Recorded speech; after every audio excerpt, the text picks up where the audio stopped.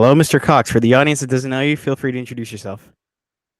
My name is Matthew Cox. Um, so I went to prison for 13 years for mortgage fraud, well, bank fraud, and I think I stole something like just I'm estimated to have defrauded the banks out of like $55 million. I was on the run for 3 years and went to prison and then got out, and now I'm here. What's going on? What else? Yeah, you turned out pretty well for a guy that went to prison for 13 years, I federal mean, prison too. But yeah, and actually, when I was on Julian's show, or rather, when he and I did a collaboration, we spoke about you, and I made a clip. I don't know if you saw the clip, no, what was the but clip? I posted it on my Instagram too, where I basically said where I don't know how we got the conversation, but Julian basically said a lot of people when they talked about you, they always said you would have been great at anything you did. And I said to him, I'm like, yeah, that's true. If he didn't become a con man, he probably would have legally scammed people on Wall Street, something like that. I made a Right. joke like that. Right. And I don't know. I guess you didn't see the clip, but I did tag you in it on the Inside True Crime podcast. Okay. Then I probably did see it, but it was a while ago. Yeah. Well, yeah, no, it was, yeah, you're right. It was a while ago. So you went to prison for 13 years federally and you were also on the Secret Service and FBI's most wanted list, right? Right. Right. So I'm just going over like for the people that don't know you.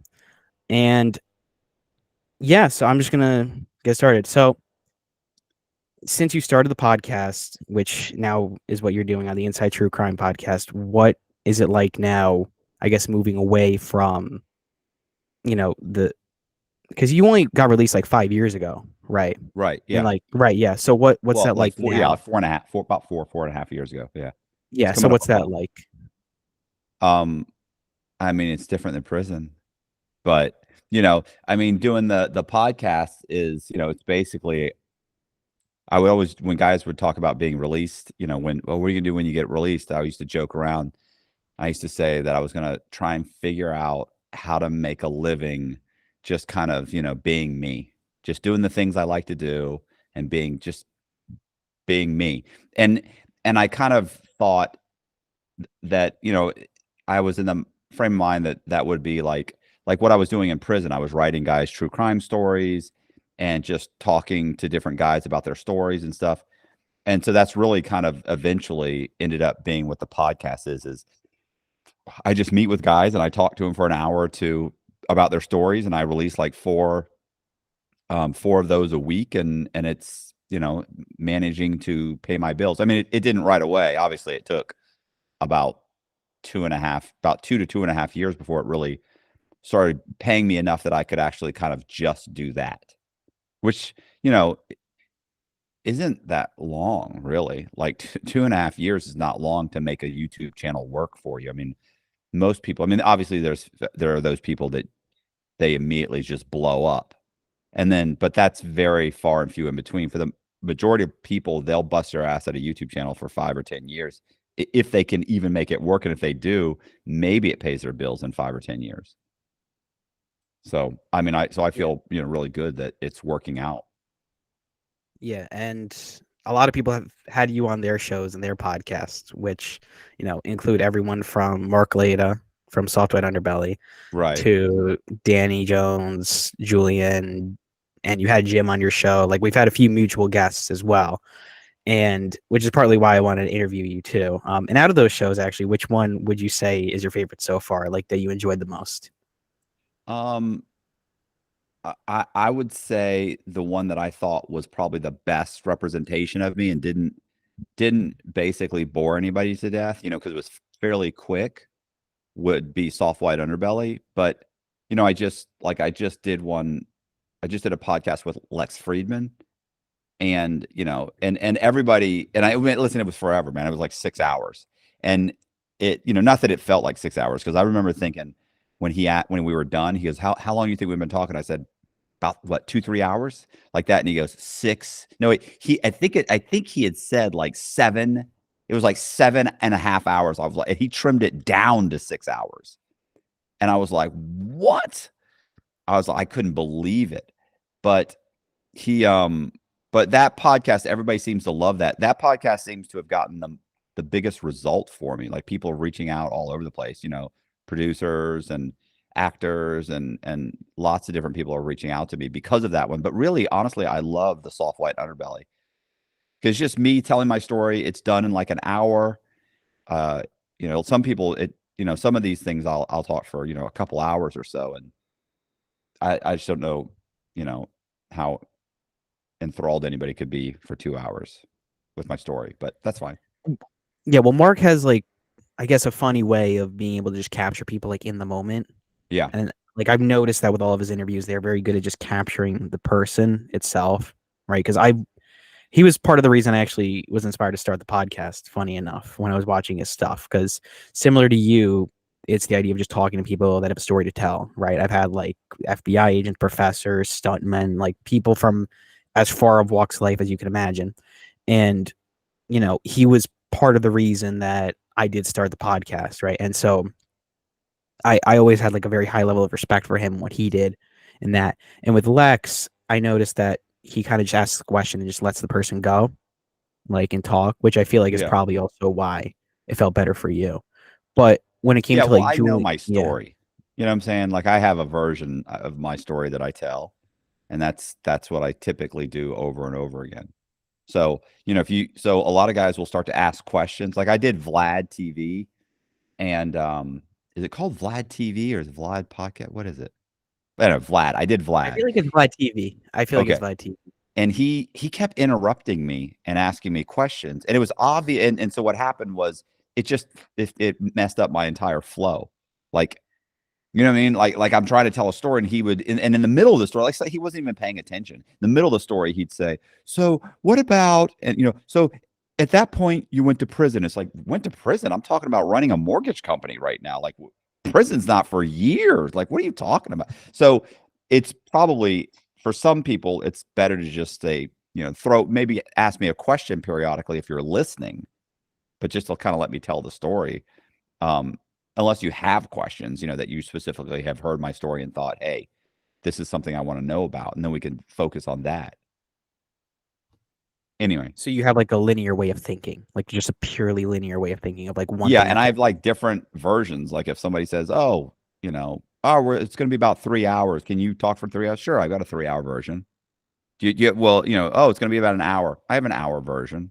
You have to think I still tell the same basic story, but do I stop and explain in detail how I figured this out? No, I just say at some point, eventually I figured out how to get the Social Security Administration to issue me Social Security numbers to children that don't exist. And I then took those Social Security numbers and I started building synthetic identities with them. And I would build credit histories and borrow money and borrow mortgages again, using those synthetic identities. And then I just keep going. But if I have a lot of time, then I explain how I figured that out.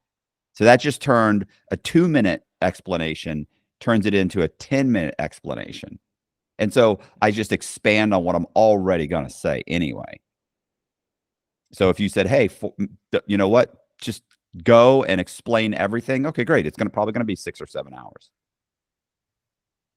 Well, one thing that I've been, and you put it perfectly too, because one thing that I've noticed with myself and that everybody tells me about myself is that I talk a lot.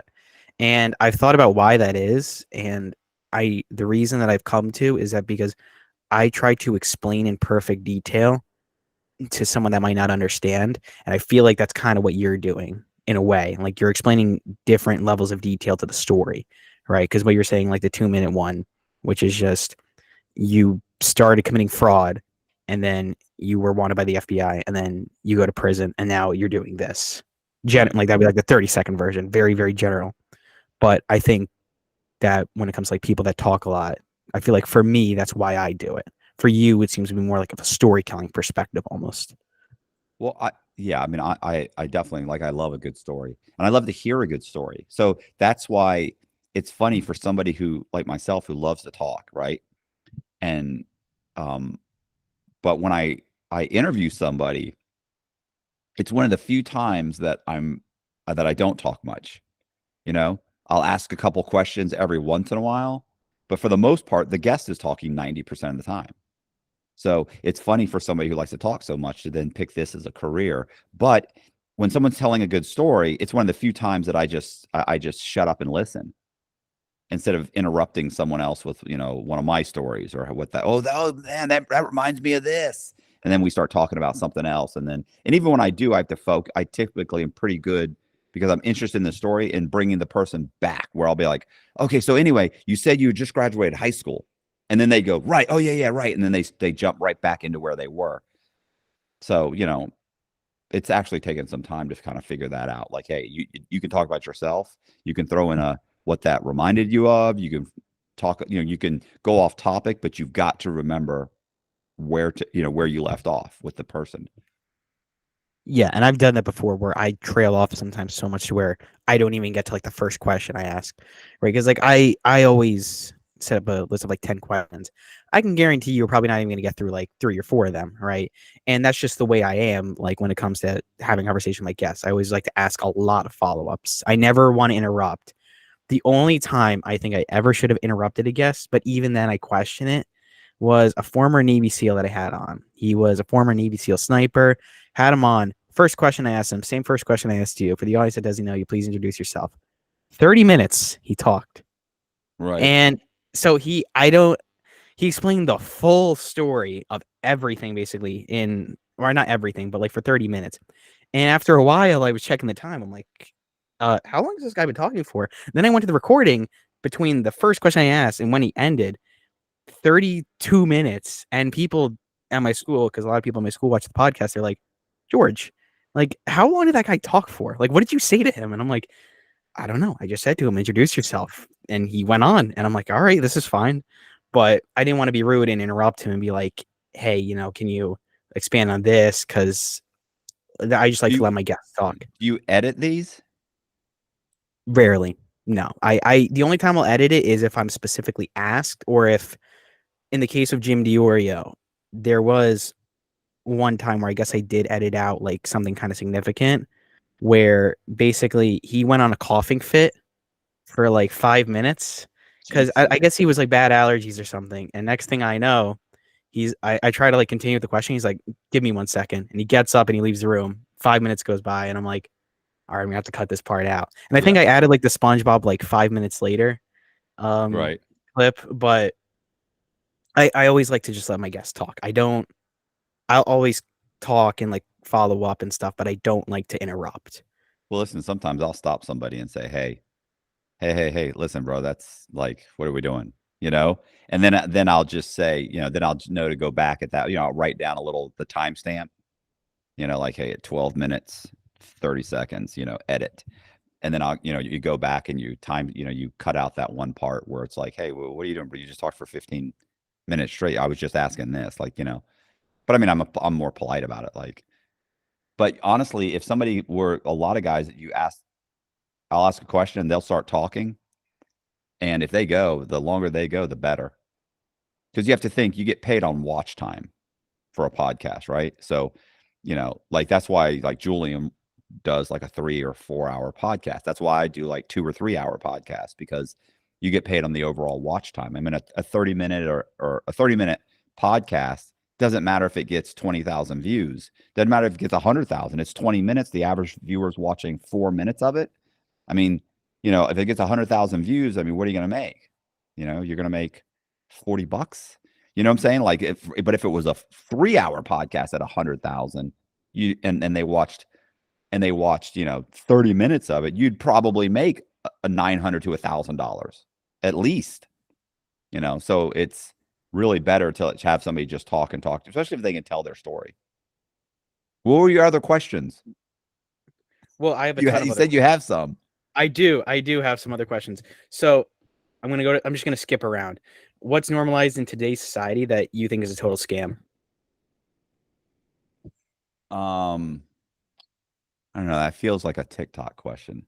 Um, I don't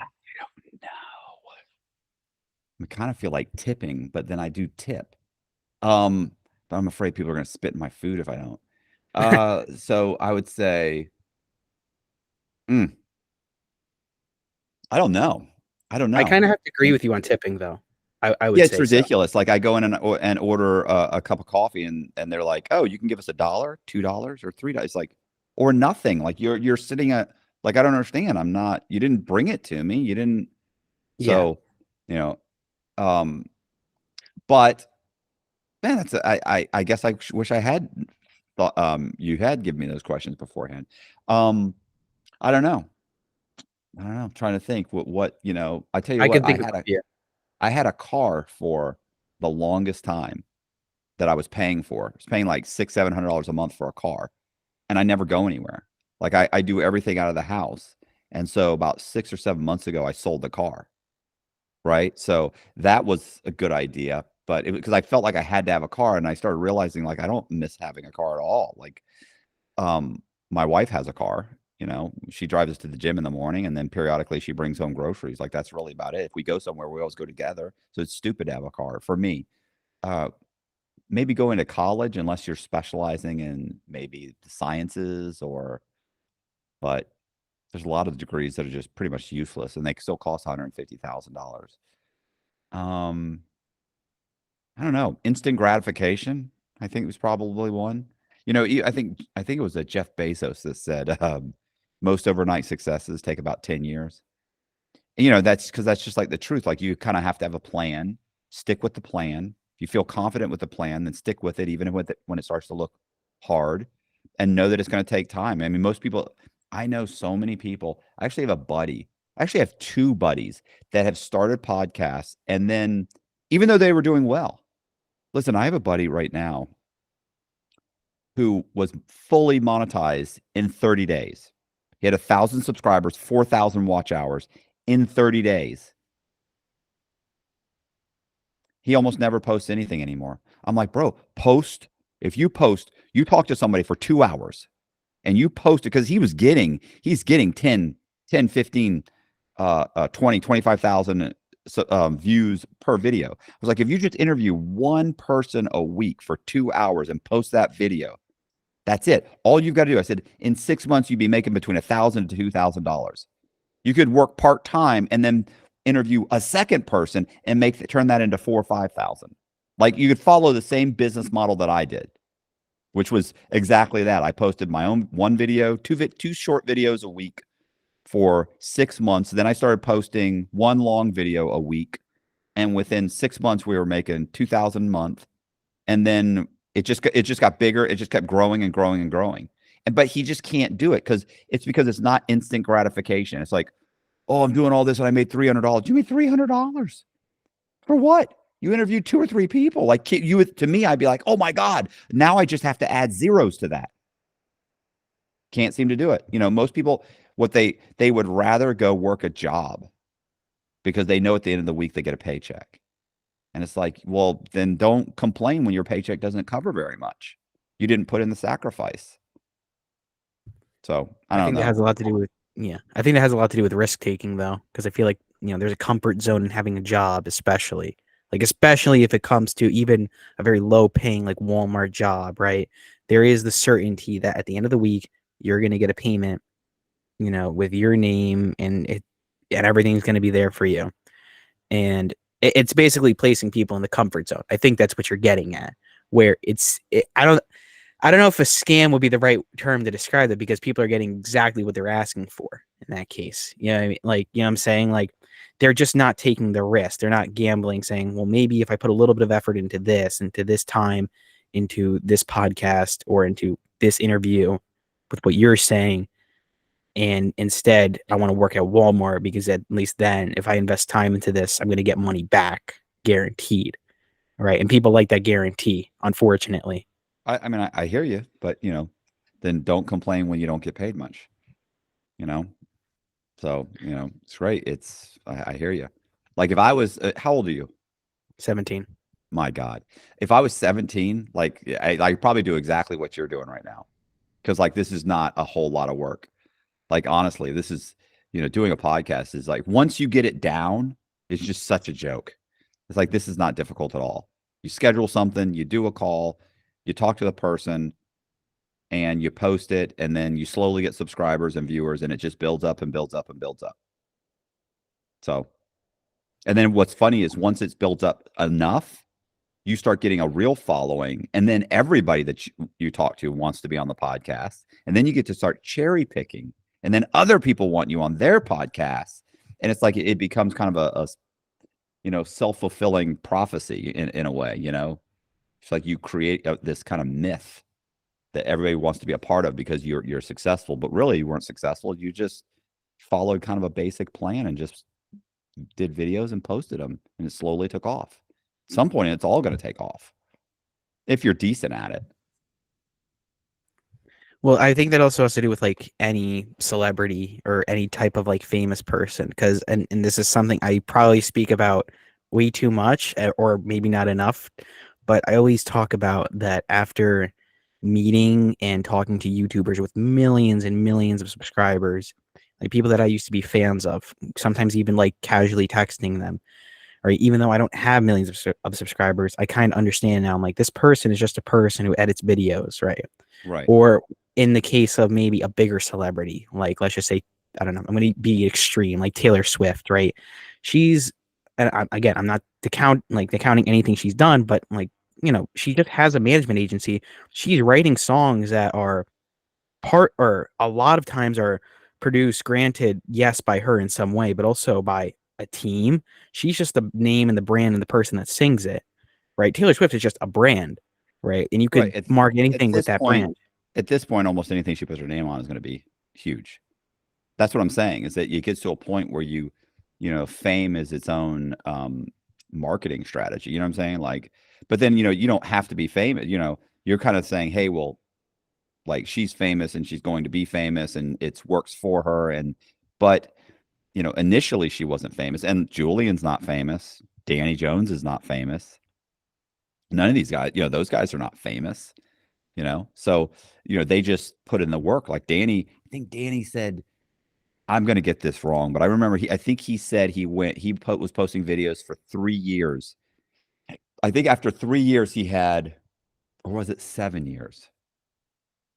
I probably have it wrong, but it was like after 3 years he had 7,000 subscribers after 3 years, or it was like after 7 years he had 3,000 subscribers. I think it was like something like that. He did it forever, and he just had no traction. And he's like, and I wasn't getting a check. Like, these videos aren't blowing up. They're not doing amazing. I'm not making any money doing it. But he just kept doing it and kept doing it. And then he'd try something a little different here and try a little different here and kind of look and see what worked. And then eventually stuff started to work. Now everything Yeah, he posts absolutely. gets 2, 3, 400,000. I can't even imagine. He's banking. Yeah, yeah, absolutely. Yeah. No, I mean, I've seen YouTubers where they show off like some of their analytics, and on top of that, if you get a sponsor, then it's like a couple $1,000s here and there for every Yeah. video. And I mean, Yeah. I never get sponsors, bro. My videos don't you got to get. reach out. No, here's the problem. I get them, but they don't stay. They don't stay because the majority of the guys that watch my videos are kind of blue collar guys. So it's hard to market to them. So if you market a product to them, like, they're struggling. You know what I mean? Like, they're interested in true crime. They like my videos, they like me, they like true crime, but they're probably not going to go and invest in this whatever stock brokerage business that's trying to. They're probably not going to get a VPN. They're probably not going to, like, they're just not really consumers because they're blue collar guys and they're struggling. They got 2 kids and a wife, or they're divorced and they want to see their kids. Like, they don't have, so it's hard to market to them. And what are you, even if you market, even if it's McDonald's, like, they're already eating McDonald's. Like, it's just not, it doesn't really, I don't feel like all of our subscribers, they just, I mean, our, the times we've gotten sponsors, they just don't last very long. Sucks. Well, I would consider myself at this point a salesman, and I think what you need to do is just reach out to more people. That's all you can do. Oh, I'm sure. Because I mean, I'm sure I could. Plus, I also have a problem too with who I'm willing to, who I'm willing to use as a sponsor. Like, you get some company that says, hey, all you have to do is do this promo on, rubbing this cream on your head and tell people it'll grow hair. And it's like, yeah, but it doesn't grow hair. Like, I know it doesn't, that's not how it works. And I know, I've had I've had 2 hair grafts. Like, I know what grows hair and what doesn't, and your cream's not going to grow hair. And I'm not going to do that. You know what I'm saying? It's like, hey, we can, cryptocurrency, and we could do this, and we got this new crypto. It sounds like a scam. I don't think so. I'm not interested in being involved in a scam or helping you promote your scam. No, but we'll pay you this much. I'm sure you will, but I'm good. So, it's a balancing act. What else? Yeah, and What's going on? well, actually, as a follow up to that, so I mean, so number one, it's kind of funny that you of all people would not be interested in a scam, but it also makes total sense, you Yeah, well, know? 13 years of prison will do that to you. Yeah, Like, I can't, like, here's the thing, I can't do anything that will have me standing in front of a judge because it will never go my way, ever. So it doesn't matter what happens if somebody says, hey, this guy ripped me off. Even if it's a dispute and I end up in front of a judge, the judge is going to look at me and go, like, I don't believe you. Rightfully so. Like, you've got multiple felony convictions. You've been in prison. Listen, I was placed on probation the first time. And while I was on probation, I stole $11.5 million while on probation. Then when they come to get me, I went on the run for 3 years and I sold another roughly $4 million. So you can imagine that a judge is going to have a hard time believing my sincerity if I was ever standing in front of a judge. And for good reasons. Like, you can't even, there's not even a good argument why he should believe me. Like, so to me, I have to be very careful with the things that I do. I can't even the illusion of impropriety is something I have to avoid. yeah, and I don't blame you. I know somebody I know. I'm not gonna say who, but who is in a very very similar circumstance to that. Actually, kind of scarily similar, almost.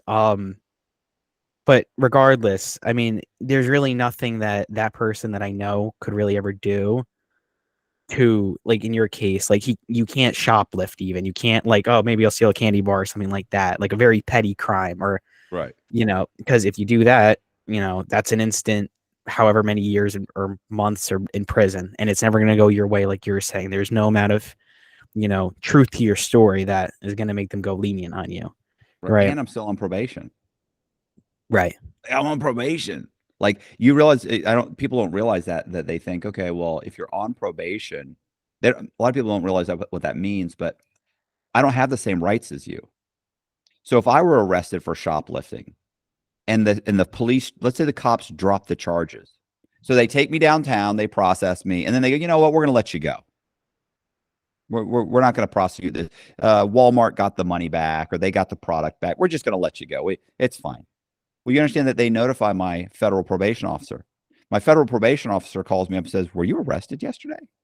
And I said, well, yeah, but they dropped the charges. And she goes, I'm sorry, we're violating you. Oh, no, you don't understand. They dropped the charges. Doesn't matter.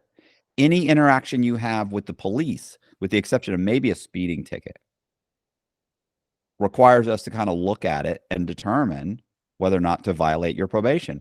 Mr. Cox, you were arrested. You clearly did it. Just because they dropped it doesn't mean anything. So I'm going to have you go back in front of the judge, and we're going to throw you back in jail for 6 months. And you think, okay, well, if you go to jail for 6 months, you get to go back to your parents. I don't get to go back to my parents. By the time I get out, I've been evicted. All my stuff has been sold by who knows picks it up. I have, like, my credit is ruined. I have no vehicle and I have no money. So 3 months in prison would absolutely devastate me. So you can imagine you have to be just super, super vigilant. There's things like a lot of people, I live in Florida. A lot of people in Florida have guns. They have concealed weapons permits. So, when I was younger, when I was growing up, I had a concealed weapons permit. You just take your gun with you. You put it in your back pocket or in your belt, or you have a holster, or you just put it in, whatever. It kind of almost look like a little, fanny pack or something, whatever. So let's say somebody gets into a car with me and he's got a gun. I can be violated for what's called, it's called,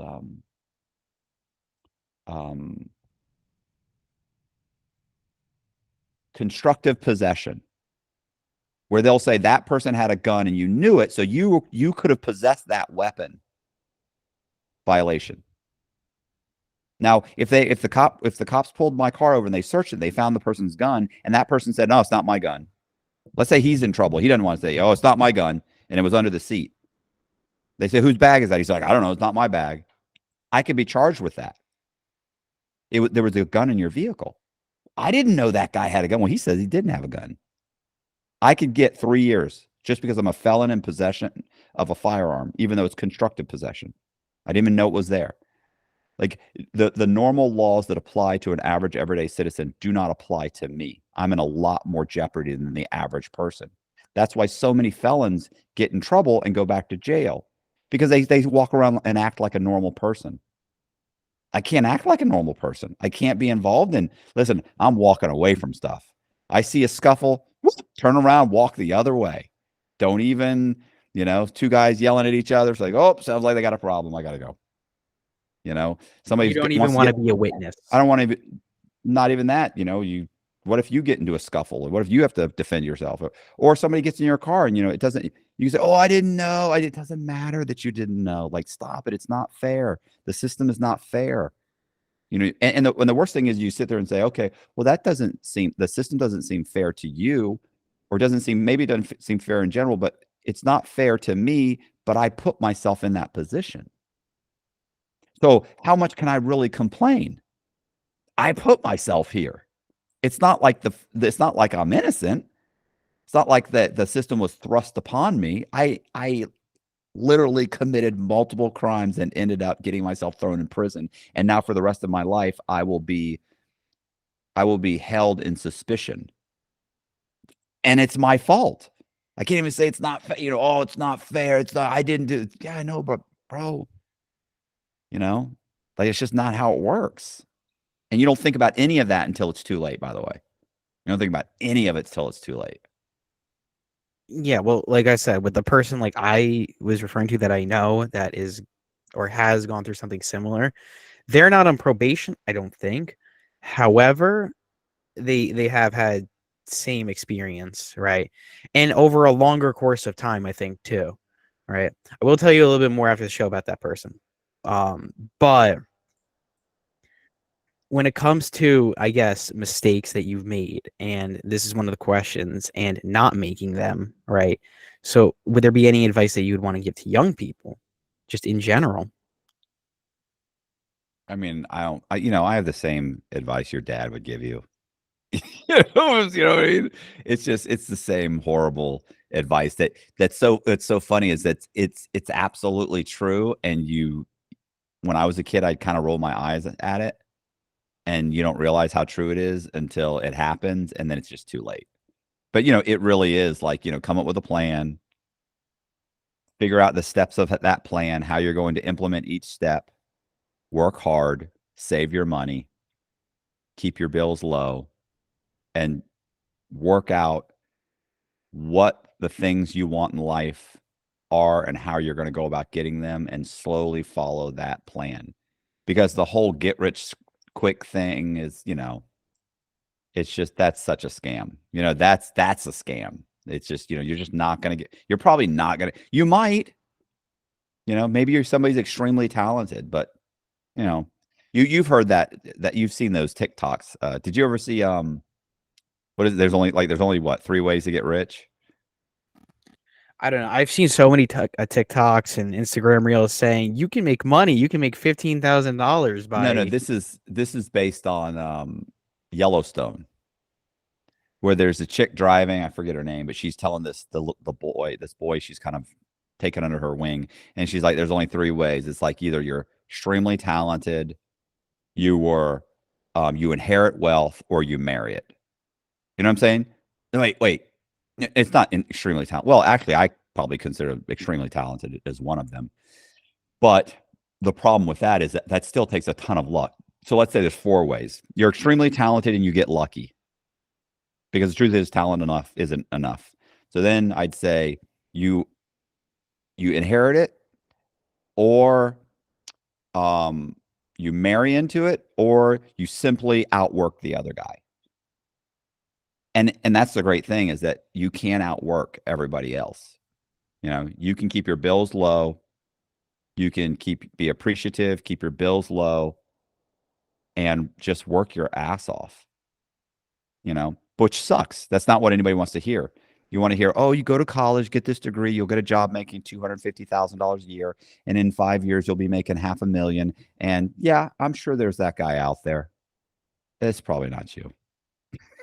You know, I mean, you'd have to be pretty exceptional for that to happen, and you still have to be lucky, and still have to have the right connections. Damn, but you could probably outwork pretty much everybody, and keep your bills low. The problem is that's not flashy. Your friends aren't impressed by you staying home on a Friday night or you working Saturdays. They're not impressed by you working a 10-hour days. They're not impressed by you um, not wearing designer clothes and having a flashy car. They're not, that's not impressive. But the thing is, all those people that you're trying to impress don't really care about you. Like all the people that I was trying desperately to impress when I was committing fraud before I went to prison, none of those people are around now. None of them. You know, but the people that have been friends of mine since then are all friends of mine. When I didn't have any money, when I do nothing but work 60, 70 hours a week, you know, those guys are still around. You know, but that's horrible. Nobody wants to hear that. You want to hear about, oh, open a Shopify store, start selling Beanie Babies or something, and you're going to make tons of money. And, you know, that's what people want to hear. Well, people have a tough time dealing with uncomfortable truths. I know that from experience. You know, I'm no stranger to it. You're probably not a stranger to that either, you know. And I think that just has to do with the nature of people and not wanting to admit the truth that, you know, everybody's kind of in their own world in some way or another, right? Like, I think there's a saying that, you know, at 20, you're starting to worry about what everybody thinks. At Oh, yeah, I love that. Yeah, or, I yeah. don't remember the exact one, but it's like at 60, you realize like nobody really was thinking about you. No, yeah, nobody You was know, thinking about you. Yeah, yeah. nine I times out think of 10, 9 times out of 10. Yeah, yeah. I forget. That's a great one too. That's a great. Couldn't have been that great because I can't remember it. But yeah, it is. That's a good saying. I've seen that one. No, it definitely is a good quote. I can't remember the exact order though. Yeah, It's it's like just in their 20s, you worry about what everybody's thinking. In your 30s, you deal with what they're, you deal with it or something. In your 40s, it's something else like, you learn to live with what everybody else is I know what it thinking. is. I know what it is. It's in your 30s or 40s. Year doesn't matter. You don't care. That's what it is. You don't care about what they think. Yeah, yeah, So no, I think then it's like in your 50s, you don't care what they think, and in your 60s, you realize nobody was ever thinking about you to begin with. yeah, You know? everybody's inherently very, very selfish. And it's a very sad truth that unfortunately 99 or 95, 98, whatever, somewhere in that ballpark, just most people are not very good people. Right. You know, that's the sad truth. You know, that's a good soundbite. But what's it called? I mean, Bustamante will tell you on for an hour about how bad people are, you know, and Right. everything he says is for the most part pretty correct, right? Like there are some circumstances where I think like he might be a little wrong in my opinion, but I do think for the most part, yes, he does have a very good understanding that people are very self-interested. They want what they want. Chances are they're probably not thinking about you. You know, there's a lot of very, very bad people that will scam me. I had a former FBI agent on here, and he was telling me about people that would scam old people out of their entire 401ks and steal hundreds and hundreds of thousands of dollars.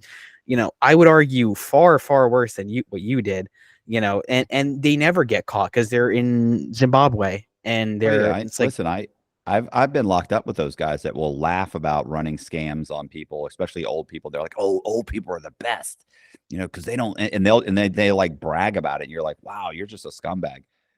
But I was gonna say I think the I think the problem is in the right situation, people will do horrific things, and they don't realize it. They don't think they would. They say, "Oh no, I would never do that." There's a documentary right now on um, Netflix called Ordinary Men, because most people think about World War II. They think, okay, well, when Hitler took power, right, the Nazis took power, they think, well, if I was living there, I never would have done those things. And I never would have joined the military. And I never would have been abusive. And I never would have shot anybody or hurt anybody. But the truth is, you would have. Because the truth is, it was a national ideology at that point.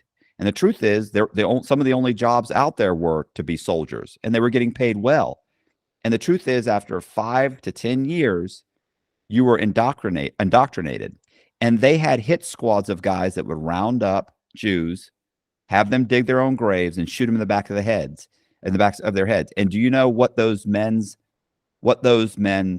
did for a living prior to being on those squads? They were accountants. They were bookkeepers. They were police officers. They were insurance salesmen. They were construction workers. They were managers of businesses. They were average, everyday people, just like your father and your uncles and the teachers at school. They were just normal people that to this day you would say, oh, I would never. They would say, I'd never. Really? Well, if you think you're all that much better than those people that lived in Germany back then, you're wrong. Because but prior to the war, they would have told you the same thing. I would never do that. I would die before that. But you know what? You got 3 kids and a wife, and you need to put food on the table. Very quickly, those other people start to just look like victims. Like, oh well, they're just cattle at this point. I gotta do what I gotta do, and I have to, And a lot of times it wasn't even fair based. If you watch that documentary, you realize they're not even afraid. They were told they didn't have to join the squad. You can go over there and you guys can dig ditches, or you guys can do whatever these soldiers are doing. You can go and work on a tank or do whatever. You don't have to. But they said, no, I'm here with the other guys. I'm going to do my duty. I'll do it. Somebody has to do it. You're like, wow, this guy 4 years ago was like a bookkeeper. It's insane. Like people under the right circumstances, people will do horrific things. Yeah, I think there was a study. I don't know the study name or any of the sources, so I'm probably getting something wrong. But the idea is there was a group of people. It was like 2 people on. There was 2 people, one on each side, and you could press a button to shock someone. And there was different groups that were told different things. And in every circumstance, you knew that the person was going to be caused pain. The only difference was who the responsibility was placed on. So I think that the difference was one group was told, if you press that button, you cause this person pain. The organization that's conducting the study will take full responsibility for it. And then the other one was something like, you're going to take full responsibility for it if this person gets hurt or whatever. And the first group that was told, you're going to take full responsibility of it, they completely didn't care, because they're like, oh, well, this is the government, this is the whatever, this is a big organization, it's not one person, whatever. And it does extend to Nazism, where people are like, I was just doing what I was told. I was just doing, like, that's the classic saying of, I just followed orders. I was just following what I was told. I did exactly what I was told. And next thing you know, they're getting put to death. But unfortunately, we want to say like we're so much better than these people, but I know that that's not true, unfortunately, right? And that extends to slavery, that extends to every atrocity you can imagine. And as much as we want to say, oh, why do people stand by and do nothing? Number one, that's not true. There's a lot of people that tried to do things, and ultimately those things failed.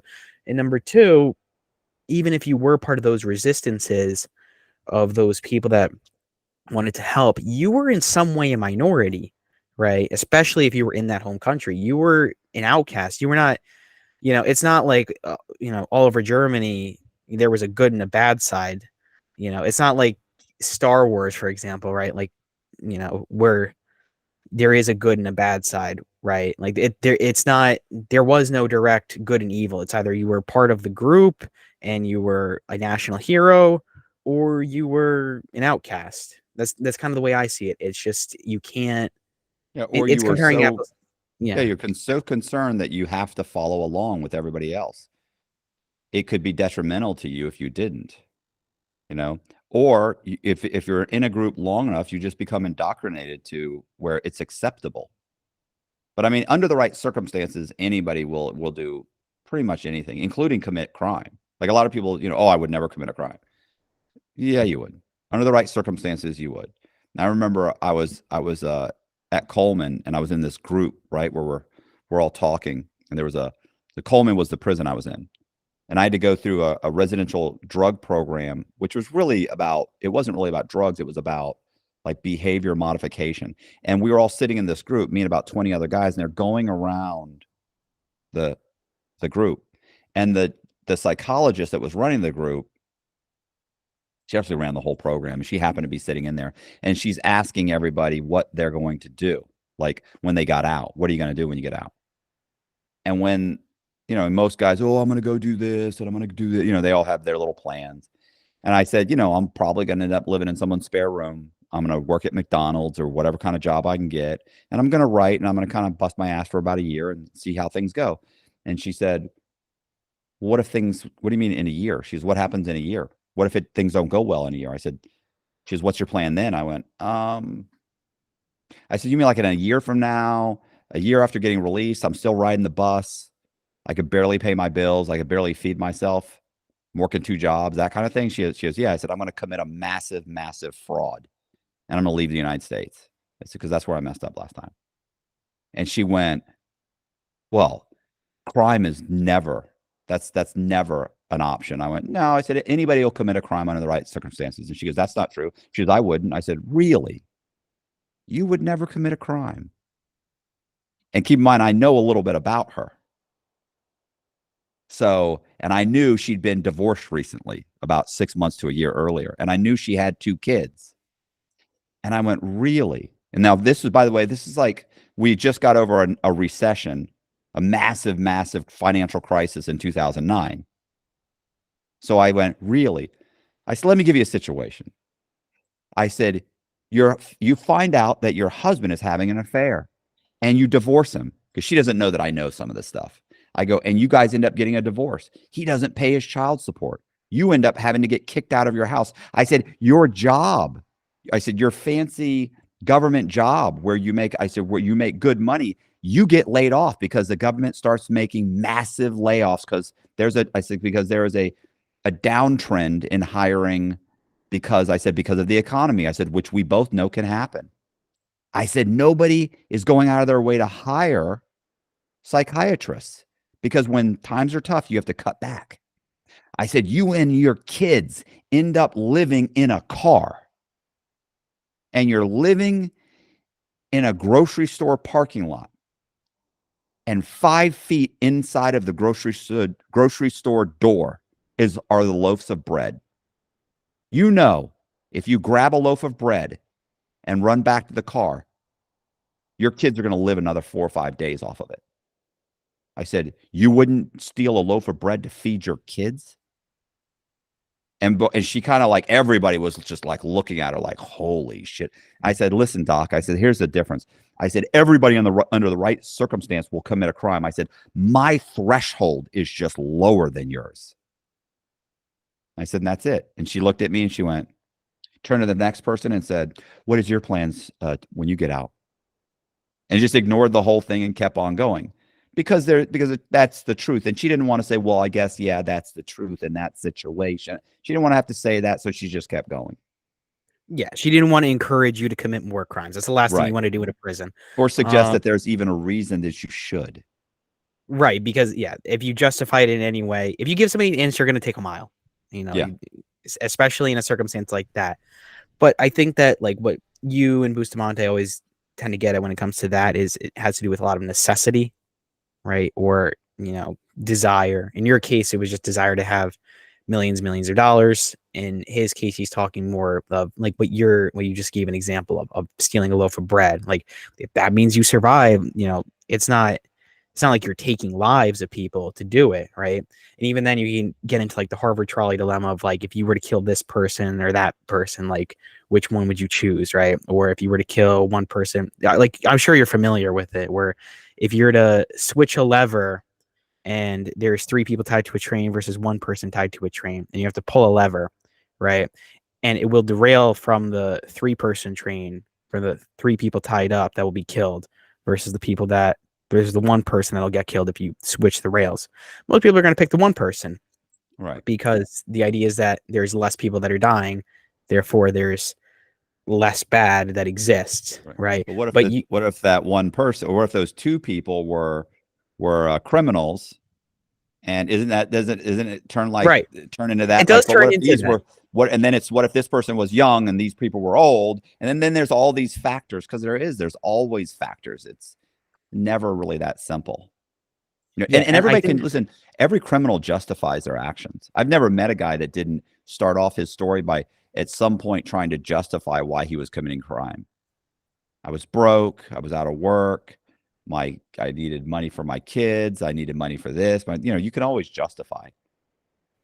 yeah, I mean, I've met people and I've spoken to people that have been in those like circumstances where it's like sometimes they get pulled into it as a kid and they think it's something cool to do, like you were saying, like impress people, right? You get, sometimes involved in a bad crowd and they're like, hey, it'd be really cool if you stole this thing, right? I'm using a really like textbooky example, like, hey, it'd be really cool, let's go steal a pack of cigarettes, right? Like, and you don't like smoking and you don't have any interest in smoking, that it's wrong, but these people you think are cool want to do it, and that if you leave them, you're going to be with maybe an old group of friends you didn't like, or with one kid as opposed to six kids that you could be friends with, right? And even though the one kid might care about you more, you care more about impressing this group of six people. That's like a Right. very textbooky example of Peer like pressure. decision making. Right. Peer Yeah, pressure. yeah, peer pressure. People will leave their morals though for very, very minor things, to like the point I'm trying to say, where, and also, I think that the number one people that will like sacrifice their morals, unfortunately, for things that they want or need would be drug addicts, by like, heroin addicts. Like, all right, well, I'm gonna have to steal this, but then I won't go into withdrawal. Yeah. Yeah. They're That's a sick. very common. They don't want to Yeah. get sick. They don't want. Yeah. Absolutely. I mean, I definitely believe that. Yeah. I mean, if you've ever listened to the story of Chris Heron, he's this guy who he got addicted to heroin off of pills. It's super, super long story, but he had like a wife and two kids, and he sold like so much of what they had. They had like a PlayStation TV. He was a famous basketball player. He sold so much and pawned off everything to a point where just so we could get heroin, and it's a shame. And that happens all the time. And, when you meet people like that, it's really not their fault, but they're also doing something very bad to get something very bad as well. And it's like this downward spiral for a lot of people. Right. Yeah. Yeah. I know I'm looking at you like you're going to say something really profound, but I'm not. I have very, very few profound things to say.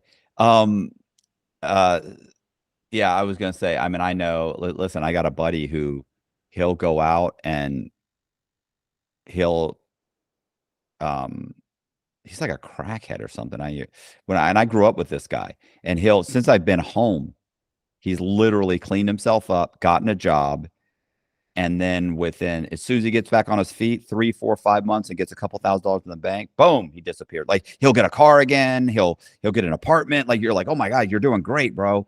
And then bam, he'll immediately disappear for a week, and then he shows up. He sold his car. He's got no money. He's got no money for rent. And you're just like, what are you doing? He's living in the Salvation Army. And it's like, what are you doing? And he just does it over and over and over again. He's been doing it his whole life. He'll kill. One time, I think he cleaned up maybe a few years at the most he's ever done it.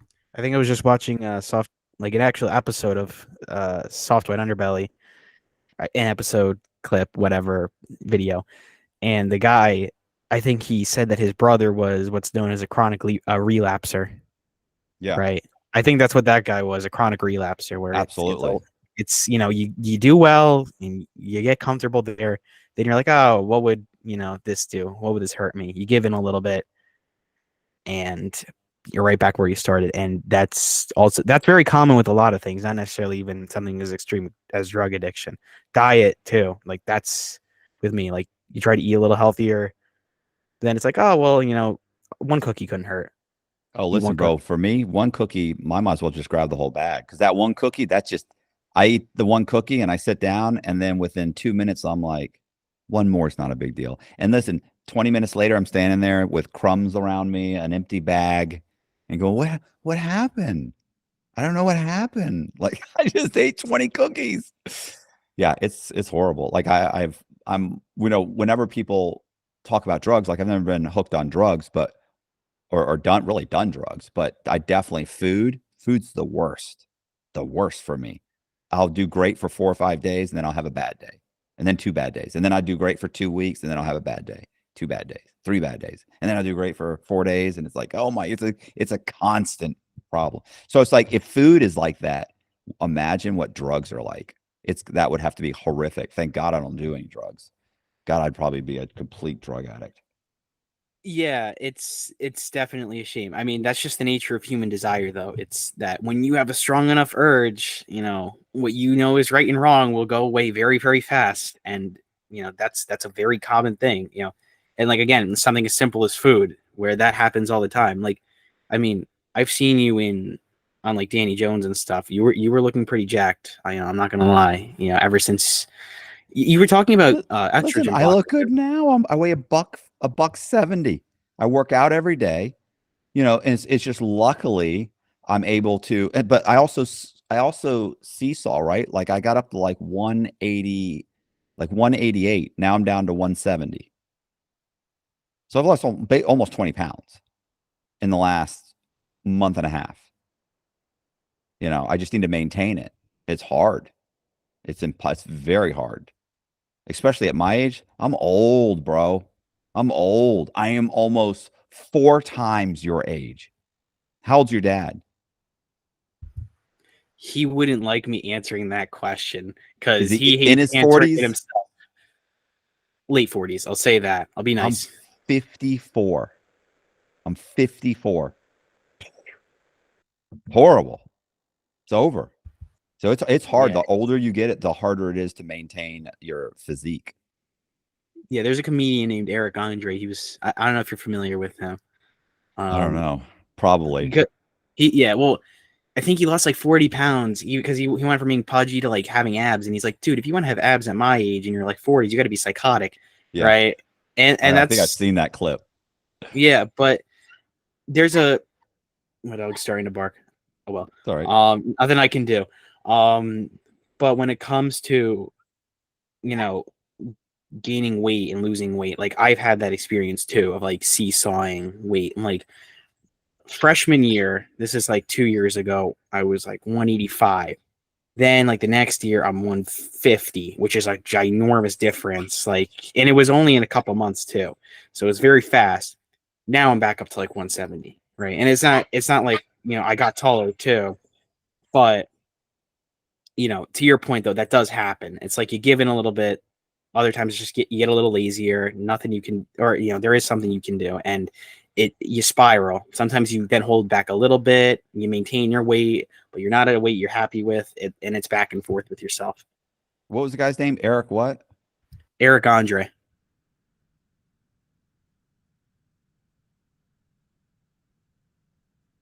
Mm,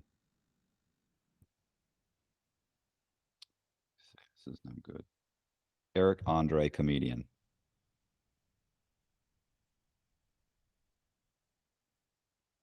Mm.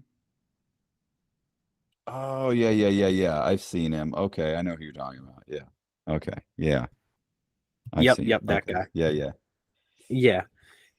Now, besides all of that, there is a question. So do you know the video game GTA 5? The what? The video game GTA 5. I mean, I don't know the difference between I know a Grand Theft Auto video game, so I Yeah. know what the basic Yeah. look is and premise, but Yeah.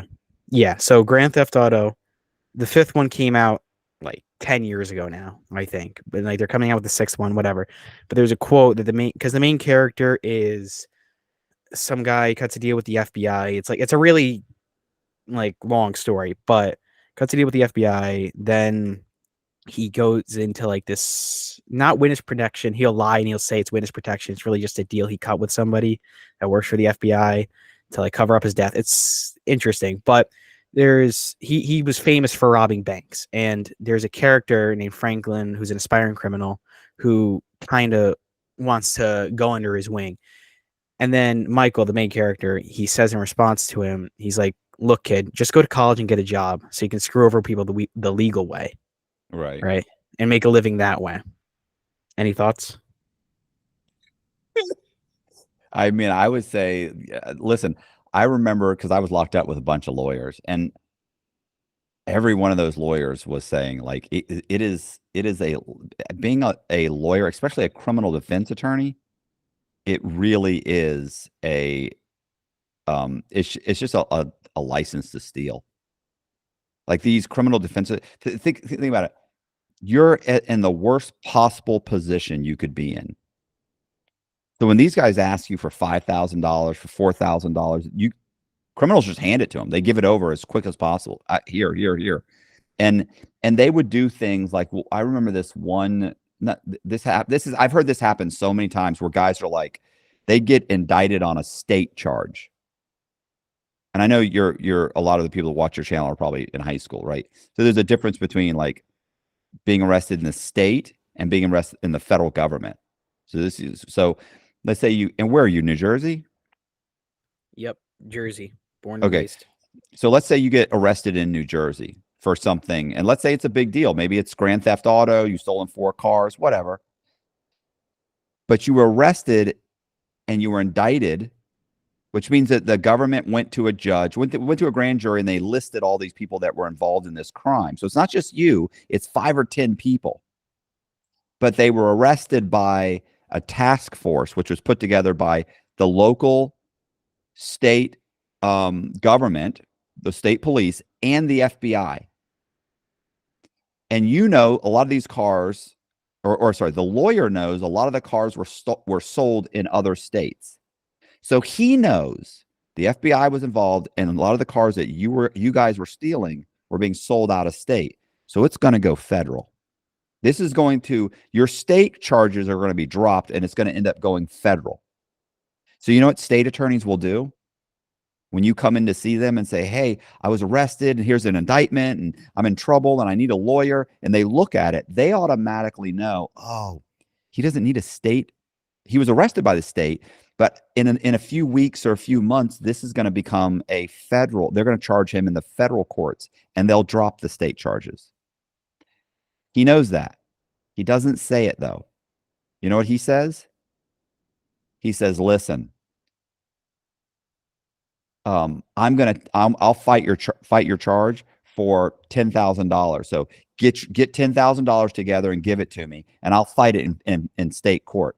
But listen, like, how big is this? Like, are you think you might be charged by the federal government? Like, is this a massive organization that no, it was like me and 4 other guys. I mean, there was a couple other guys involved, but I don't even know them. And they go, oh, okay, so you don't think it's going to go federal then? No, of course, no, I don't think so. I mean, I was arrested by the state. Oh, okay. Well, then, yeah, here's what I'll do. Give me 10 grand. I'll represent you in the state. But if it goes federal, I can't help you. You'll have to get a lawyer that does federal cases. Right. And so you say, oh, okay. And you go and you beg and you borrow and you get money from your family and you borrow money from your aunt and you scrape together 10 grand and you give me 10 grand. And then I just put it off.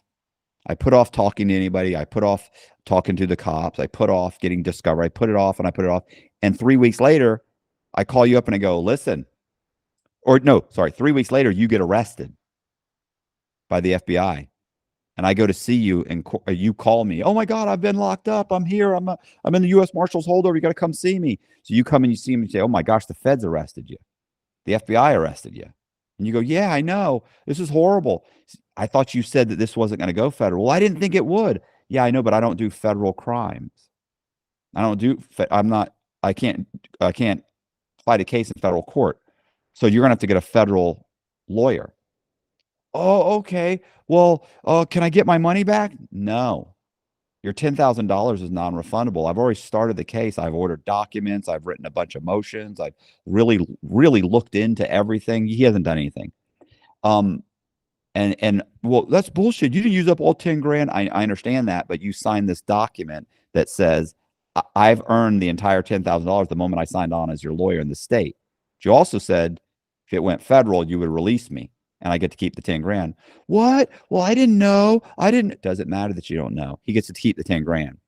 I know. I could tell you right now, I've met hundreds of guys that have been arrested for drugs, car theft, burglaries, home invasions, all kinds of crimes, robbing 7-Elevens, and they all went federal. And every single time their lawyer came in, give me 15 grand, I'll take care of it. Give me 10 grand, I'll take care of it. Give me knowing the whole case was going to go federally. So it's like there are times when it is just a license to steal. And here's what's great too. If you're fighting someone's case, so if I'm a lawyer and I'm fighting your case and I tell you it's going to cost $1,500 to write this up, it's going to cost $6,000 to fight this, it's going to cost $15,000 to fight this. The interesting thing about the court system is, even if I don't know what I'm doing, they don't ever say that. So if I'm representing you and I write up a motion, I fight your case and I put in a motion to the court and it's complete gibberish. Doesn't make sense. It's all jacked up. You know what the federal court, or you know what the U.S. attorney, when they answered, or the state attorney does when they answer that motion? They answer it like it's a normal motion. They don't say, Your Honor, this doesn't make sense. They don't come back and say, this case doesn't even apply to what he's talking about. Your Honor, this is gibberish. It doesn't even make sense. Like, it's like he's not even fighting the correct case. Like, I don't even understand. They never say that. They answer everything as if it 100% makes sense. So you as a client have no idea that I'm a complete imbecile. You can be a complete moron. And if you get a license as an attorney, you can make a killing. Because your clients don't know any better. Even if you lose. I don't get paid whether I win or lose. I get paid for represent you. I did. You don't know enough. Look, to seem like an expert on any given subject, you only have to have a little bit of information, more information than the person you're representing. You only have to have a little bit more information to make you sound like a genius. So if I'm a lawyer and I talk the talk and I walk the walk and I sound legit, you don't have a clue. You're some guy that robs, that steals cars or burglarizes houses. You probably don't even have a high school diploma. You don't know if I know what I'm doing. I could go into court. You give me 30 grand to represent you, go into court, blow the whole case, and you get 10 years. You're locked up. You don't know any better. I guess it's up to the lawyer to be depending on how much of a sociopath they are. You know, if they really don't. Listen, you can make a killing, especially if you don't care about your clients. And honestly, if you do care about your clients the first couple of years, by the third, fourth, fifth years, you don't care at all about them. You pretty much hate your clients by that point, all of them. Oh yeah, I know that much. I mean, when it comes to clients and stuff of lawyers, a lot of them, not all of them, but a lot of them end up not being, usually very stand-up people. Sure, there's a circumstance every once in a while where it's some guy, gets mixed up in something he wasn't supposed to. Every once in a while. But is that really the majority of people? You've given the look on your face. No, you know that it's not. That's not the majority of people. There are people that are looking, every which way to save themselves from a circumstance that they put themselves into. In some cases, yeah. Right. I was gonna say there's maybe 1% of lawyers that don't make a decent living, 1 or 2%. Those are the honest ones. The honest lawyers, they don't make great livings. Those are the guys that say, man, your case went federal. I've used up about $1,000. I'm going to give you the 9,000 back. No, he doesn't make a good living. Oh, the guys that are honest. It didn't take me that long. I'll take care of it. I'll call. I'll do this. I'll come see you. Those guys don't make very good money. I know people like that. Yes, it's unfortunate. But the guys that are vicious, they do great. No. Well, I know that much, yeah. But I'm saying, like, when it comes to honest people that try to go into law, pick another career. That's the unfortunate truth, is that if you want to really get into law, there, unless if you're going in with the knowledge of, I'm doing this because I believe that this is the right thing to do to stand up for people. And even then, a lot of those guys get into a rude awakening where they get screwed over by a lot of people, and it's a really sad thing. But there's it, it's not a career I would recommend to people, being a lawyer. I don't If know you a want to lot get of happy into, lawyers. oh yeah, trust me, yeah, it's not fun. It's a stressful job. It's a very high maintenance, you get people calling you all the time. Hey man, what about my case? Hey man, what about this? Hey, oh, I'm leaving you for another lawyer. Oh, I'm gonna do this. 'Cause- And you and hear imagine horrific being, stories. You hear horrific stories from these guys too. My and kid, the like you got their clients crying. It's his whole life is on the line, and it's in your hands. So if you have a but heart, you got a problem. sometimes those guys are total psychopaths, and that's really scary. Where the guy's calling you, and he's like, "Yeah, I'm being indicted for child pornography charges, and yeah, I'm not sure. Okay, maybe we can get it lowered. Okay, imagine having to genuinely defend that guy. That's such a, I don't I don't know. That's And that's yeah, that's number one. Or you have to interrogate or ask questions to a witness that, like they'll say to you, a witness will come to you and say, "Hey, can you defend my case?"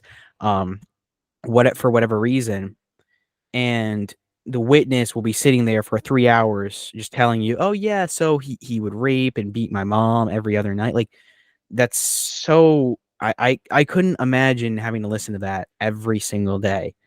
And again, having the people just call you in the middle of the night, "Hey dude, I just uh went to jail for grand larceny, or for a minor crime, a major crime, whatever." It's very urgent, especially if you're a public defender, which oftentimes I think public defenders only get like 1 to 2 hours with their clients, right? If yeah, even that. It's like that's and a they don't major make great problem. money. Well, that's why it's like it's a career that I think it's like for the first time that's what you go into, for a lot of lawyers. It's almost like the internship of being a lawyer. Yeah, exactly. It's just to learn the system, figure out how it works, and then once you've got enough experience, we feel like you can go off on your own. You go off on your own. Yeah, and it's Plus, a funny lot we're of having this. criminal Yeah, I was gonna I say, said, I would be a criminal defense attorney because you're gonna have a lot. You're probably gonna have a lot more fun. You get a lot more interesting clients. You can make a lot more money. But yeah, it's gonna be heart wrenching. I would hate to have to do something like corporate law because it's really just reading a ton and writing a ton of stuff and writing up motions, and the monotony has to be it just wear you down. yeah, and it's high stress, high maintenance. Depending on how good of a person you are, you're probably not going to be making good money. If you're really genuine about it and you're really like, all right, I'm going to give you the 9,000 back, like in your circumstance, you're not making good money. It just, and you can't, and to sit there and go, I'm going to screw everybody over, is also not a good alternative to that either. It's No. either you get screwed over, you screw over people, and it's one of the two. You can't have it both ways, even. Like you just can't, and it's a shame. But it's funny that we're having this conversation because one of my questions was, what do you think is the closest thing to a legal con man? Yeah, I would say yeah, the law definitely. The law, lawyers for sure. Can't think of anything else that, maybe politicians. Well, politicians, I mean, they sometimes they do follow through, rarely, but every once in a while you get Bernie Sanders who does his best. Um, I actually had a politician on kind of recently. He was talking to me about what it was like meeting Donald Trump. And that was a pretty cool one because like all the people that have met presidents, they always kind of say the same things. They're just like, "Oh yeah, very conversational people, good at talking to people." But in my head, I'm also like, "Yeah, but that guy also probably like killed a lot of people during his presidency." Any president, any president at all. It could be Well, anybody. man, they all end up ordering strikes and doing things that, yeah. But That's what world leaders do. Tucker Carlson was talking about that. He's like, that's what world leaders do. I wouldn't want them babysitting my kids. That's what they do. Like they kill people. It's the sad truth. you gotta make tough choices. Somebody has to make them. Yeah. Well, I mean, the question is, who do you want them? Who do you want to make them? You know, No. Frank Amadeo made some tough choices for you. Speaking of people that Yeah. have met presidents, Yeah, Frank Amadeo would make. I don't know. I tried finding out like what is he doing now exactly. Is he He still in is prison or? no, he's in Orlando, Florida. But what's he doing though? I guess. He's like consolidating companies. He's doing I believe he's doing bankruptcy not mediations. Um he's he's basically like, I don't know, being advisors to different companies and bankruptcy. Listen, he's doing very much the same kind of thing he was doing, but that got him in trouble to begin with. So Is who he knows? still type 5 rapid cycling bipolar with features of Yes. schizophrenia? Yes. Like very He, much so, or is he better? well, Is he worse? I think he's medicated. I think he's watched a little bit more, but he's still manic. He still gets manic. He still has delusions of grandeur. You know, Do you think I could have him on the podcast? I mean, I'm tell you right now, Danny has tried to get him on the podcast for the last few years, and with no success. And the thing about Frank is he won't say no. What he'll say is, let me talk to my lawyer. Let me get back with you. I definitely want to do this. Sounds something I'm definitely interested in doing. And 6 months later, he'll spin you for 6 months. And after 6 months, you just kind of realize, like, oh, wow, this guy's not going to do it. He's not going to do it. So he doesn't really say no. He just pushes it off and pushes it off, pushes it off. But does he not say no because he doesn't want to be rude, or I'm not, I don't know why. Like, I think he kind of wants to in a way, and then in another way, he doesn't. He's concerned. Like, there are moments when I'm sure he wants to, and then he kind of thinks better of it and thinks, no, this isn't how I want to do it. And, he's not super concerned about wasting your time, well, I mean, if if that I makes was sense. him, it would give him the opportunity to kind of like tell his side of the story. Because I mean, the only people that have really been telling a story is you, Danny Jones, and like random YouTubers that are like, "Well, look at this wacko," like, Yeah. which is not something I would really, like if that was me. If it was just, wow, look at this crazy guy, I you know. think in a way, he would probably like a different version of his story out there, but I don't think that he's that upset about it. He's not that concerned about it, you know? Um, but I'm sure he would like his version out there, but he wants his version out there the way he wants to do it.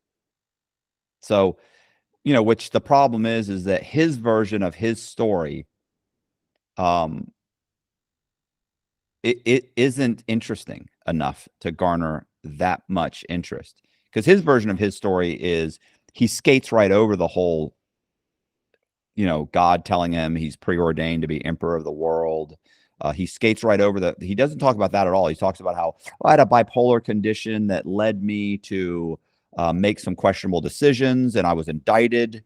And the reason I was indicted, and that's when they start talking about that. It's like, okay, wait, you diverted $200 million, nearly $200 million, like $180 million is what you owe. What the government said initially you stole. It ended up being like 200 million, and you were using that money to fund, a coup in the Congo, and you were trying to buy, F-15s, and you were trying to, and you started running your own private militia.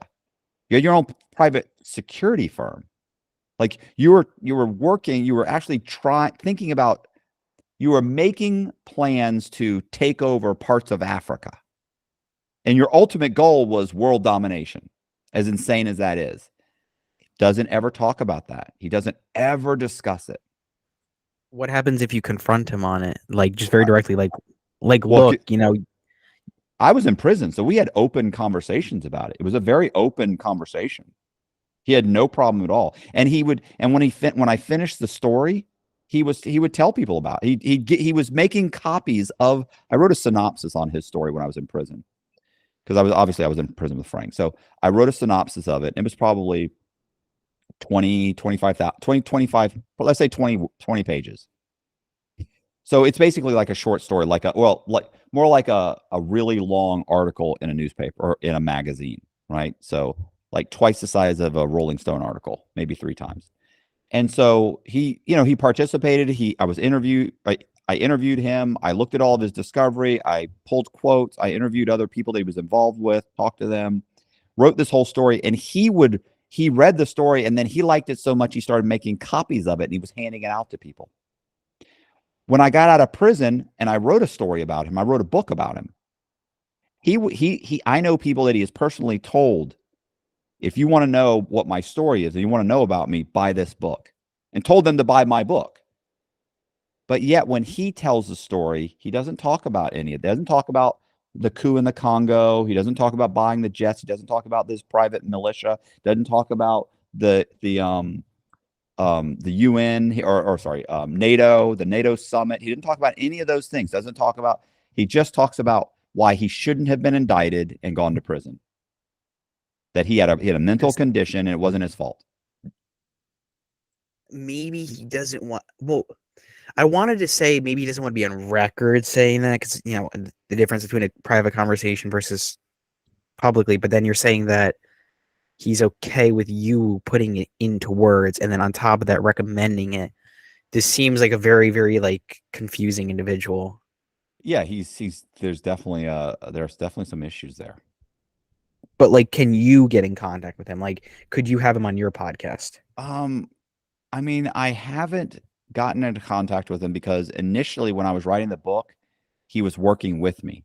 But then he found out he was going to get released from prison on the First Step Act. And he decided he didn't want the book. Not that he decided he didn't want the book. He didn't want the book written the way I was writing it, I guess, focusing on his delusions. And what he did was he kind of tried to stop. He's asked several people that he had previously asked to talk with me and be interviewed by me. And then he turned around and said, "Hey, you know what? I don't want you to be interviewed by Matt." He said, "When I get out, I'm gonna write my own book. I'm gonna do my own documentary. I'm gonna take care of all this myself." And he put the kibosh on the whole book.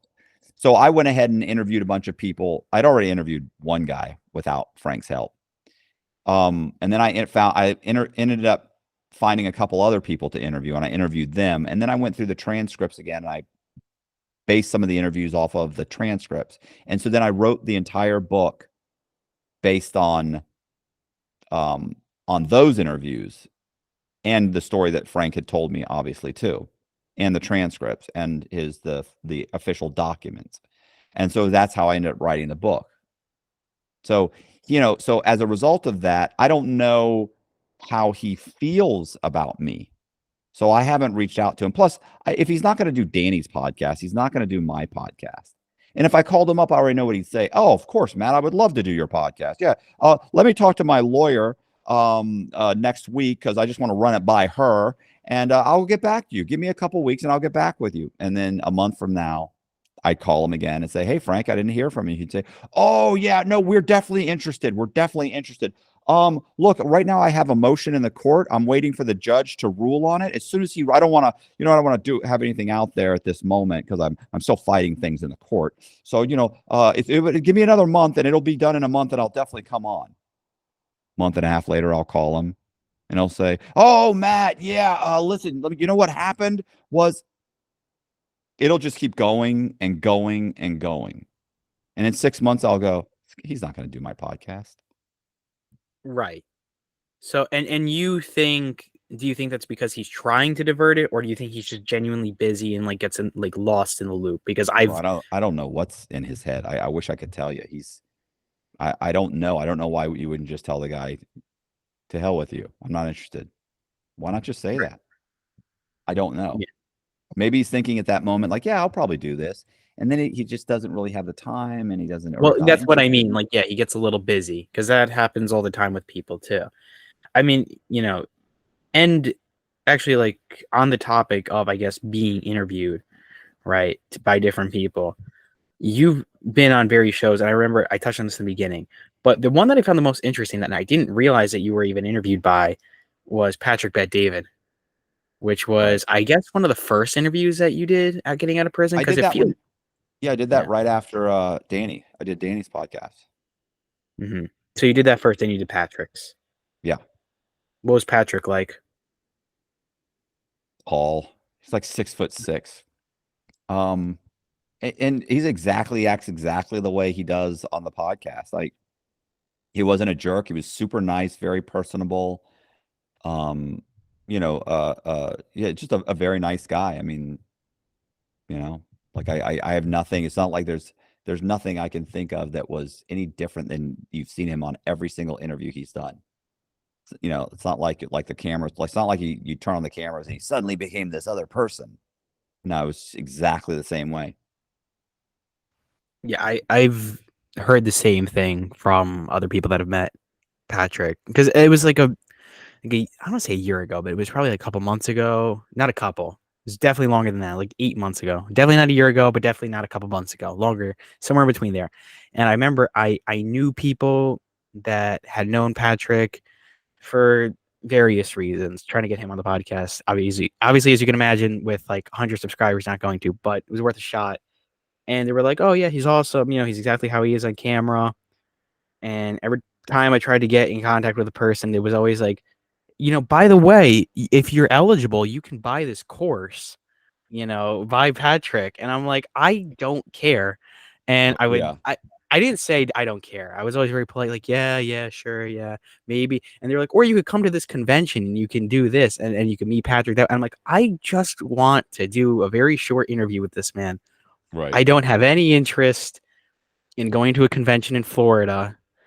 And I had this one guy who tried to convince me to the week before summer vacation ended, he tried to convince me to go onto a trip to Florida and to and he knew I was 16 at the time, and I told him this, and he's like, "Well, you can get me on a video call with your parents, and I'll fight for you." And and I'm like, "Look, I'm seriously not interested." And for 30 minutes, I was on that call because I didn't want to I should have hung up immediately in hindsight, but regardless, besides being harassed by salespeople, how do you find purpose in life? Uh,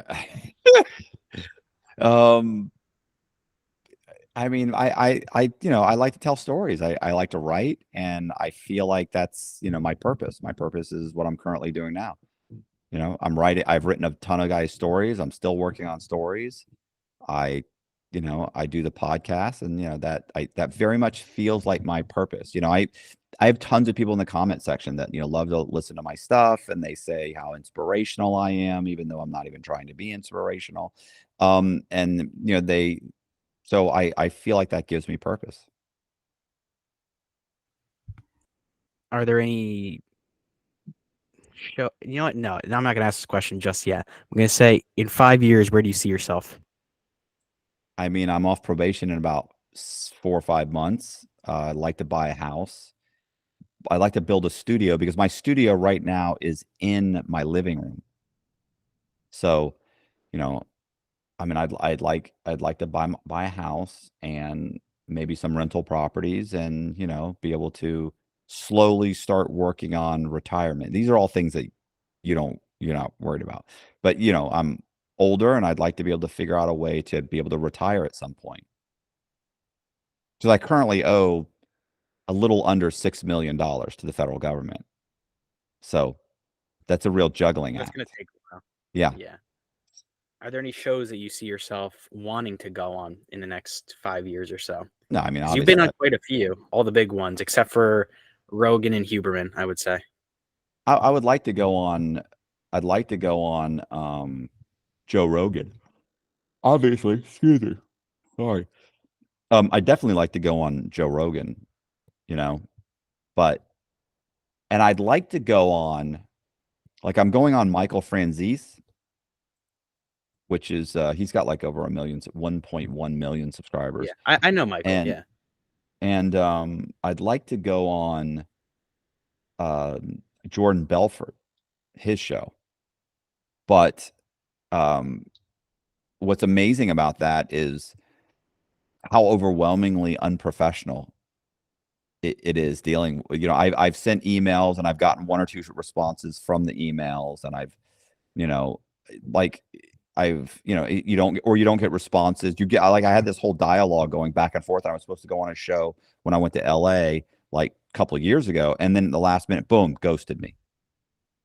And then I've had people reach out to me or reach out to him, and he's like said that he was going to get in contact with me, and then I never heard from him. Or yeah, it's just I'm just amazed at how difficult it is to get in touch with him, because it's like, I don't want to go on your podcast because I think I'm going to get a bunch of views, bro. Like, that's not it. Like, I really just want to go there and have a conversation with him and meet him. I thought that would be kind of an interesting, that'd be interesting. Yeah. Well, no, I was actually going to mention his name like earlier. I was going to be like, would you ever go on his show? Because I know he has one. I think it's called Wolf's Den. But then, give him what you're saying now. You've tried and it has not worked out. Well, and I also think the problem with it is that if you watch a lot of his stuff now, it appears that he's doing entrepreneurs are coming on his show. So I'm sure he's looking at me like, I don't really want to have some guy, some con man on the show. Like, he definitely wants to separate himself from that whole genre. So that's one reason I think he probably is thinking that. But I think the other reason is a lot of the guys that go on his show, you'll notice that they're entrepreneurs, and it's definitely a pitch. Like, so I think these guys are probably paying him to be interviewed by him. Like, hey, I'll give you $5,000 to come on your show, and we can talk about my product and what my company does, or $10,000 or whatever he charges. So I think that may also be a part of it. So we'll see what happens. Yeah, well, I mean, he's known to also sell courses now, and which, what, I should have said this in the beginning. Selling courses is by far the biggest legal scam there is, by far, without a doubt, 100%. And I say that because I have a course, by the way. Yeah, but not your course though. Go buy his course. My course is actually super cheap. It's super cheap, and honestly, it's just about credit, how to build credit. Really, people don't know anything about credit, so, and they're always asking me about it.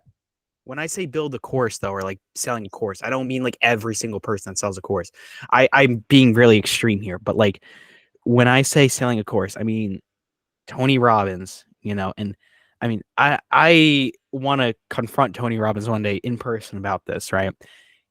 I think I was having a conversation with somebody, and I was talking, I'm like, about just the fact that he sells to people $6,000 tickets for an hour, or like a convention or whatever. And in my head, I think to myself, what in the world could any human being possibly tell me in the span of an hour that is worth $6,000? I don't care if it's Christia. Like, I think my school recently paid this female soccer player, like Olympian, whatever, to come to my school for the day. And it was public knowledge that it was $15,000 to pay her for the day. It wasn't like, everybody knew that by heart, but like, that was like a public thing you could look up. And I said to myself in my head, I wouldn't even pay Messi $15,000 to come to my school for a day. What's he going to say to me that I can't teach myself, that I can't learn from an interview that he's done? Right. It doesn't, at the end of the day, he's just a guy that's going to tell, like, his story. And I don't think it's worth $15,000, no matter who you are. Right. Like, that's just, but people pay, people line up to, there are people that go. I was talking about this with this guy who we were talking about, Grant Cardone. There are people with Tony Robbins that basically go to every single show. They'll spend like $30,000, $40,000 a year going to every show, going to all and like, they're like a real estate agent, and they're not even a good real estate agent. Like, they're spending like half of their money just to be around him. And it's like, it's not benefiting you. You've been doing this for 10 years. There's no benefit to you doing this with Tony Robbins. Like, it's not helping you. And yet they're just groupies. I don't know why. You know what that's called? A lot of odd people. You know what that's called? Mental masturbation. I mean, I guess. It's because they want to feel like they're doing something. So the closest thing to doing nothing is by spending amount of money, however large it is, just to say, well, look, I went to this course, I've been to this thing, and I've done, and treating it like it's an accomplishment. When all the guy did was waste $6,000 so he could go to wherever, to Fiji, to listen to some guy tell him. They're still not making a decent living. And I'm saying, it's like, after that course, if I spend $6,000 on this course and buy your books and this and that, and listen to them all, I better be productive as hell. They're not. Again, they also probably don't take his advice either. He's probably sitting there. I mean, you can watch his shows on YouTube for the most part, like some of them, whatever. I don't know if he allows filming, but you could probably see one of his earlier things or whatever. You can see it. And all he's going to say is, oh, you got to have a good support group in life. You think positively. And it's like, well, 90% of that is pretty commonly known things. Like, there's very few gurus or people that could really tell you something that you can't possibly figure out yourself. Right. Like, Yeah. I don't have a problem with selling a course. I think the problem that I have is selling courses that are unreasonably expensive, that promise unreasonable promises, they're selling the dream of, you too could be a millionaire for $50 a month, for however much money a month, right? Which I don't think is fair. I mean, I hear you. Some people need it. Some people, you just never know what's going to motivate somebody. But yeah, I definitely agree. What I think is that I don't mind the courses. I mind the fact that some of them are just it's bullshit. And then some of it is like Grant Cardone's course. Like you go to one of his shows, you buy the course, and then when you say, look, I did all this and it's not working, then he says, well, you're just a loser. You just did it wrong. And then he blames you. It's like, and maybe partially it is, you, but I mean, I just can't stand that guy. Tony Robbins is much nicer than that, but it's still kind of the whole guru thing. And the money that these guys are charging is outrageous. It's like, you don't really want to help anybody. If you really wanted to help anybody, you wouldn't be charging them $6,000. Like Right. Yeah. So I just think it's kind of silly. Yeah, So absolutely. And I think that's kind of what we're agreeing on here is the money part. It's nothing that a person could ever tell you is going to be worth $6,000. If they really cared about helping you and they needed to charge some amount of money, it would be very low. It would be like maybe at most $20 a month or something like that. Maybe some very, very, reasonable amount of money. But to make anybody pay any amount of money, like $6,000 for something that you can't hold, you can't have. It's not like a stock or share in a company, right? Like, there's no real world application. It's just knowledge. $6,000 for knowledge. There's very few, if ever, circumstances I can even think of that would be like $6,000, unless if you know it's a private investigator and you're paying him to see whether or not your wife is cheating on you. I don't think it's worth it. That's the only knowledge I could ever imagine being worth $6,000, in my opinion. right. I hear you. Yeah, it's a crazy world out there. But look, I don't want to waste any more of your time. It was great having you on. I want to talk to you a little bit after the show. Any final thoughts or words? No. Why do you keep you keep muting your mic? Is there noise in the background or something? I like to make sure there's no noise in the background so it Yeah, I doesn't don't start hear. I've coming never through. heard anything other than I heard the dog bark once. It was perfect. Like it was perfectly quiet. I don't know. I do have a mic now. I used to just talk to my camera through the microphone of the laptop, but I only do that because I just make sure that, like, if somebody says my name or like something like that, or if I get a notification, I can just deal with it and not interrupt the entire flow of the episode. And it's not like, oh, well, George got a text or, oh, whatever. That's the only reason I do it. I was just wondering. Um. Okay. Well, yeah. I mean, I don't have anything. I don't have anything. I got nothing. All right. Well, I'll talk to you a little bit after the show. Okay. All right. See ya.